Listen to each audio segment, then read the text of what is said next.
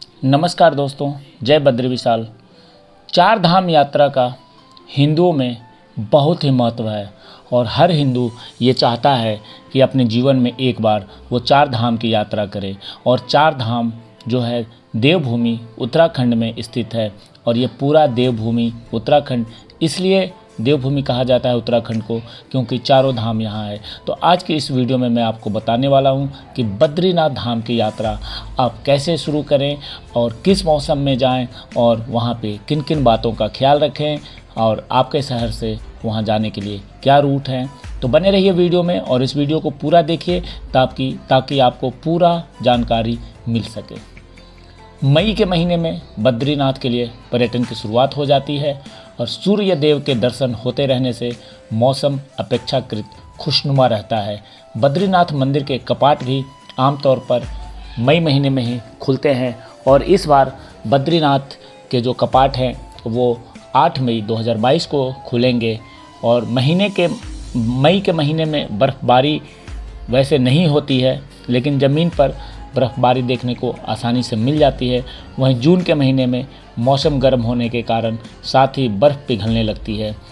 रास्ते काफ़ी कठिन हैं बद्रीनाथ के, लेकिन ऑल वेदर रोड बन रहा है तो जिससे अब कुछ आसानी हो रही है, परंतु पहले बहुत मुश्किलों से लोग जाते थे। और बद्रीनाथ जाने के लिए सबसे अच्छा साधन है कि देश का हर शहर हरिद्वार से जुड़ा हुआ है और हरिद्वार और ऋषिकेश दोनों की आपस की दूरी करीब 15 किलोमीटर है। और अगर आप ट्रेन से आते हैं तो ऋषिकेश रेलवे स्टेशन NH 58 पर बद्रीनाथ से पहले 295 किलोमीटर की दूरी पर स्थित है और हरिद्वार भी करीब 15 किलोमीटर की दूरी पर स्थित है ऋषिकेश से। तो आप हरिद्वार या ऋषिकेश भारत के किसी भी शहर से आ सकते हैं। और अगर आप हवाई जहाज़ से आते हैं तो देहरादून का जॉली ग्रांट हवाई अड्डा है, वहाँ के फ़्लाइट्स लगभग हर शहर से है। और देहरादून से ऋषिकेश की दूरी लगभग 40 किलोमीटर है, हरिद्वार की भी दूरी लगभग 50 किलोमीटर है। तो आप अगर फ़्लाइट से आना चाहते हैं तो देहरादून आएँ और अगर सड़क मार्ग से आना चाहते हैं तो आप सीधा हरिद्वार ऋषिकेश पहुँचें। और अगर आप ट्रेन से आना चाहते हैं तो हरिद्वार ऋषिकेश पहुँचें। और यही सबसे नज़दीकी रेलवे स्टेशन है बद्रीनाथ का। और ऋषिकेश रेलवे स्टेशन भारत के लगभग सभी प्रमुख रेलवे स्टेशन के साथ अच्छी तरीके से जुड़ा हुआ है। ऋषिकेश, श्रीनगर, रुद्रप्रयाग, चमोली, जोशीमठ आदि से बद्रीनाथ के लिए टैक्सी और बसें आसानी से आपको मिल जाएंगी। आप बस से जाना चाहते हैं तो आप दिल्ली कश्मीरी गेट से बस ले सकते हैं और उस बस से आप हरिद्वार, ऋषिकेश, रुद्रप्रयाग लगभग उत्तराखंड के राज्य के प्रमुख स्थलों के लिए बस आपको आसानी से मिल जाएगा। और दिल्ली से बद्रीनाथ की दूरी 491 किलोमीटर है, कोलकाता से बद्रीनाथ की दूरी 1719 किलोमीटर है, बेंगलोर से 2495 किलोमीटर है और जयपुर से करीब 801 किलोमीटर है। बद्रीनाथ मंदिर उत्तराखंड के चमोली जिले में समुद्र तल से 3415 मीटर की ऊंचाई पर स्थित है। यह मंदिर अलकनंदा नदी के पानी के समुद्र के किनारे पर गढ़वाल हिमालय की साइलेंट घाटी में स्थित है और उत्तराखंड में चार धाम की धार्मिक यात्राओं का ये मंदिर एक हिस्सा है। सुंदर मौसम, घने जंगल, बर्फ़ से ढके पहाड़, आसपास की हरी घाटी वाली पवित्र नदी पर्यटकों को बद्रीनाथ आने के लिए प्रेरित करती है। और हर कोई एक बार अपने जीवन में बद्रीनाथ मंदिर में जाकर के दर्शन ज़रूर करना चाहता है। और बद्रीनाथ जब भी आप आएँ तो आप मौसम का खास ध्यान रखें। आने से पहले आप मौसम के बारे में पूरी जानकारी ले लें। वैसे सबसे अच्छा समय है कि मई और जून के महीने में जब कपाट ओपन होते हैं तो आप बद्रीनाथ धाम के दर्शन करें क्योंकि यहाँ मौसम हमेशा बदलते रहता है। बहुत ऐसे समय में जब कपाट बंद रहता है तो वहाँ 6-6 फीट बर्फ़बारी रहती है। तो इसलिए जब भी जाएं तो मौसम का पूरा ध्यान रखें और हमेशा गर्म कपड़े साथ लेकर के चलें। साथ ही कुछ खाने पीने की चीज़ें, ये कुछ जो ज़रूरी चीज़ें हैं उन सबको साथ लेकर के चलें क्योंकि शीतकालीन मौसम के दौरान भारी हिमपात और चरम ठंडा मौसम के कारण बद्रीनाथ मंदिर के कपाट जो हैं 6 महीने के लिए बंद कर दिया जाता है। इसलिए यहाँ पे दर्शन सिर्फ आप जब कपाट खुले उसी वक्त करें। उत्तराखंड की चार धाम यात्रा में गंगोत्री, यमुनोत्री, केदारनाथ और बद्रीनाथ शामिल है।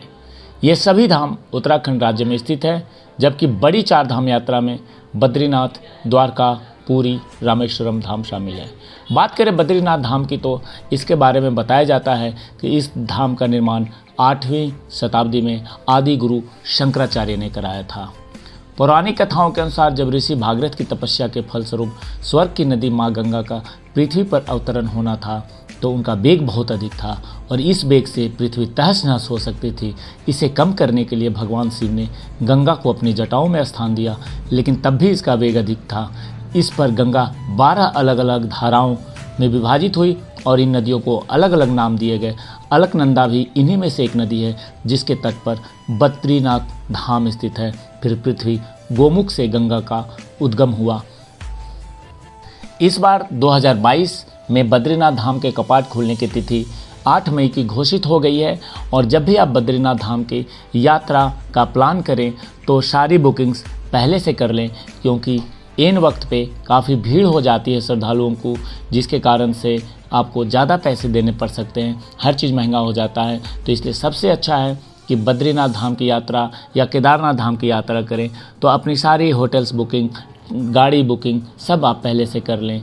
और इस बार की तैयारी पूरी चालू हो गई है। बद्रीनाथ धाम का मुआयना करके लौटे वहाँ के डीएम, उन्होंने कहा कि सारे रूट्स को देखा जा रहा है और जो बर्फ़बारी है उसको हटाया जा रहा है, और क्योंकि बहुत ही जल्दी अब यात्रा शुरू हो रही है और इस बार जो अनुमान है उसके अनुसार श्रद्धालु बहुत ज़्यादा संख्या में आने वाले हैं, क्योंकि पिछले 2 सालों से बद्रीनाथ धाम की यात्रा कोविड प्रोटोकॉल के कारण काफ़ी सीमित कर दी गई थी और जिसके कारण से पूरे देश और पूरे विश्व के लोगों का इस बार ज़्यादा आना होगा, जिसके कारण से काफ़ी ज़्यादा तैयारियां किया जा रहा है। और आप जब भी बद्रीनाथ धाम की यात्रा का प्लान करें तो हमेशा मौसम मई जून का ही रखें। मई जून में आप आराम से वहां जा सकते हैं। साथ ही साथ अगर आप बुज़ुर्ग अपने परिवार के साथ हैं जिसमें बुज़ुर्ग शामिल हैं तो उनके लिए आप गाड़ी पहले से ही बुक कर लें, क्योंकि रोडवेज की बसें जाती है लेकिन उसमें सफ़र करना इतना आसान नहीं होगा बुज़ुर्गों के लिए। तो इस बात का आप ख़ास ख्याल रखें।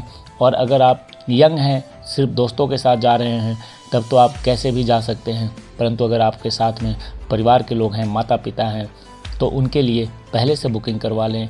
आप हेलीकॉप्टर का भी यूज़ कर सकते हैं। आप देहरादून के सहस्त्रधारा से हेलीकॉप्टर की सीधी उड़ान है जो कि आपको बद्रीनाथ धाम के दर्शन कराएंगे। तो लेकिन आप ऑनलाइन बुकिंग पहले से कर लें, हेलीकॉप्टर की टिकट्स की बुकिंग। इन वक्त पे हेलीकॉप्टर में सीट नहीं मिलता है।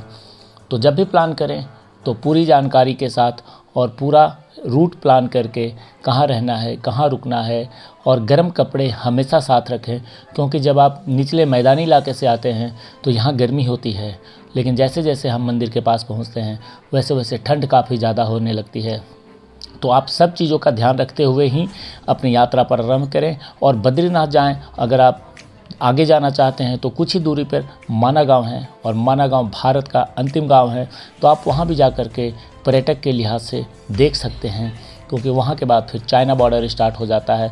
तो जो भी यूथ यंग लोग बद्रीनाथ जाते हैं वो एक बार माना गाँव भी जाना चाहते हैं तो आप अपनी यात्रा में माना गाँव को भी शामिल कर सकते हैं। लेकिन अगर केवल धार्मिक तीर्थ स्थानों का दर्शन करना है तो फिर तो आप केवल 4 धाम की यात्रा करें।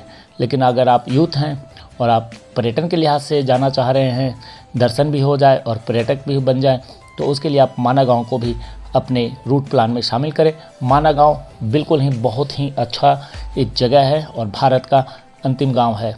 तो आपको ये वीडियो कैसा लगा कमेंट करके ज़रूर बताएं और मेरे इस वीडियो को अपने दोस्तों के साथ शेयर करें। लगातार आपको ऐसे ही अपडेट मिलते रहेंगे उत्तराखंड के बहुत सारे जगहों के बारे में।